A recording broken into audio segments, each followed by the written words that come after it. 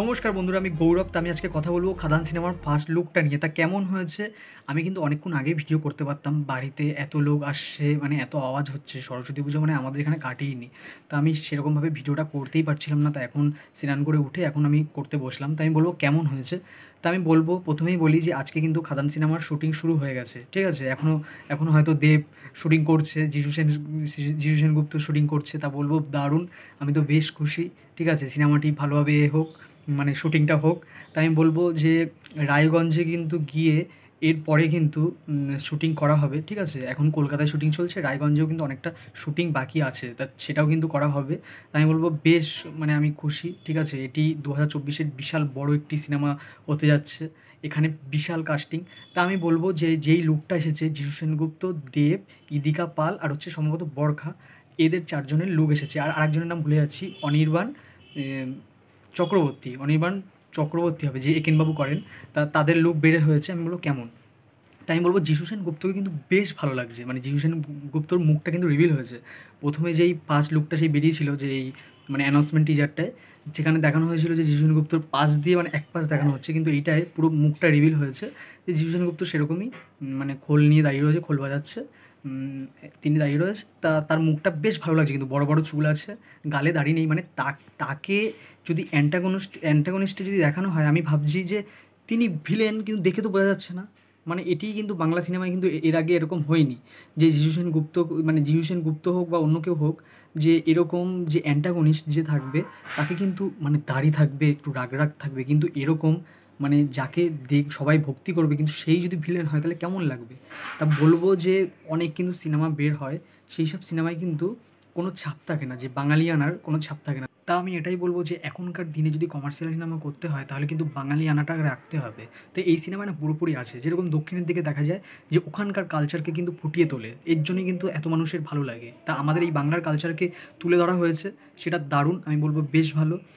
যিশু সেনগুপ্তর পাশাপাশি দেবের যে লুকটি, দেবের অ্যাগ্রেসিভ ভাবটা রয়েছে, সম্ভবত এটি দেবের বাবা, মানে দেব তো ডবল রোল করছে, তো দেবের বাবার সেই মানে লুকটা বের হয়েছে। তো আমি বলবো বেশ ভালো। মানে তার যে দুটি লুক বের হয়েছে, একটি হচ্ছে সে রাগ রাগ করে তাকিয়ে রয়েছে, উপর দিয়ে শটটা নেওয়া হয়েছে, তার হাতে না দুটো তরোয়াল, তা বেশ ভালো লাগছে। আর আরেকটা রয়েছে, সে মানে হাত হাত গুটিয়ে এরমভাবে তাকিয়ে রয়েছে, তো সেই জায়গাটাও কিন্তু বেশ ভালো লাগছে, অ্যাগ্রেসিভ ভাব। আর দেবের কিন্তু সেই চুল, মানে 80 দশকে 90 দশকে যেরকম মানুষের চুল হতো কোকড়া কোকড়া, কানটা না তখনকার মানুষের ঢাকা থাকতো চুলে, তা সেরকম লুকটা আমার বেশ ভালো লাগছে দেবকে। সত্যি মানে সেই রংচঙে সেই পুরোনো দিনের সেই জামা, বুঝতে পেরেছেন, আগে যেরকম জামা পরতো, তা বেশ ভালো লাগছে।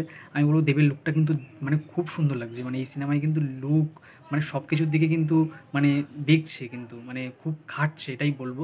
তাছাড়া ইদিকা পাল, তার মানে ক্যারেক্টারটা মানে আমি দেখলাম যে ইদিকা পাল যেরকম সেরকমই লাগলো, ঠিক আছে, মোটামুটি সেরকমই লাগলো, ভালো লাগলো। আর যে বরখা, সম্ভবত নামটা বরখাই হবে, ঠিক আছে, তার চরিত্রটা কিন্তু দারুণ লাগছে।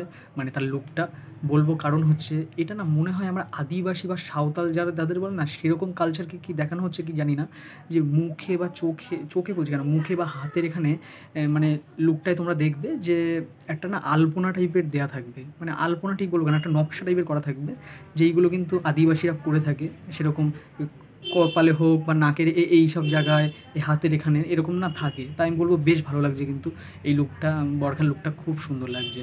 তাছাড়া অনির্বাণ চক্রবর্তী যে রয়েছেন, তার লুকটা না বেশ ভালো লাগছে, মানে তাকে কিন্তু বেশ ভালো লাগছে। এবার জানি না তাকে কীরকম চরিত্রে দেওয়া হবে, কারণ এই সিনেমায় প্রচুর চরিত্র রয়েছে, তাকে কি সম্ভবত ভালো কোনো চরিত্রে দেওয়া হবে কিনা আমি জানি না, ঠিক আছে? কিন্তু অনির্বাণ চক্রবর্তীকে নেওয়া কিন্তু খুব ভালো, কারণ মাল্টিপ্লেক্সে অনির্বাণ চক্রবর্তীর কিন্তু একটা মানে মোটামুটি ফ্যান ফলোয়িং কিন্তু আছে, যে মানুষ তাকে ভালোবাসে একেনবাবু করার পর থেকে।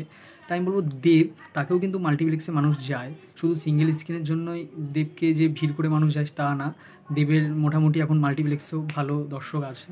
তাই আমি বলবো মানে দেব খুব বুদ্ধিমানের সাথেই মানে কাস্টিং চয়েস করছে, আমি বলবো ভালো, বেশ ভালো, প্রত্যেকে ভালো। তা আজকে থেকে সিনেমাটির শুটিং শুরু হয়েছে, আর শোনা গেছে যে পরিচালক তিনি বলেছেন যে এইটি নিয়ে নাকি 2014 থেকে তিনি রিসার্চ করেছেন, মানে 2014 থেকে 2014 নাহলে 15 থেকে রিসার্চ শুরু করেছে, আর এখন হচ্ছে 2024। তার মানে বুঝতে পারছেন কতটা রিসার্চ হয়েছে মানে খাদান সিনেমাটিকে নিয়ে। সেই কয়লা খনিকে নিয়ে দেখানো হবে, তাই এখানে সম্ভবত থাকতে পারে যে যিশু সেনগুপ্ত একজন কীর্তনিয়া ছিলেন, তারপরে কয়লা খনিতে দেব মানে ওখানে কাজ করবেন। তো সেখানে গিয়ে মানে দুজনের মধ্যে পরিচয় হবে, ঠিক আছে? তারপরে কি হবে এই নিয়ে গল্প এগোবে, তা দেখা যাক। এখানে কিন্তু দুটি গল্প মানে দুটি ভিন্ন ভিন্ন মানে সময় বারবার দেখানো হবে, ঠিক আছে? মানে দেব তো দু জায়গাতেই থাকবে, একজন হচ্ছে ছেলের চরিত্রে, একজন বাবার চরিত্রে। তা দেখা যাক মানে কীরকম হয় সিনেমাটি। আমার তো বেশ আশা রয়েছে সিনেমাটি যেন ভালো হোক, এটাই বলবো। আর যিশু সেনগুপ্তকেও দারুণ লাগছে, এটাই বলবো। তা আমি বলবো বেশ মানে ভালো, লুকটি আমার ভালোই লেগেছে, সবার লুক।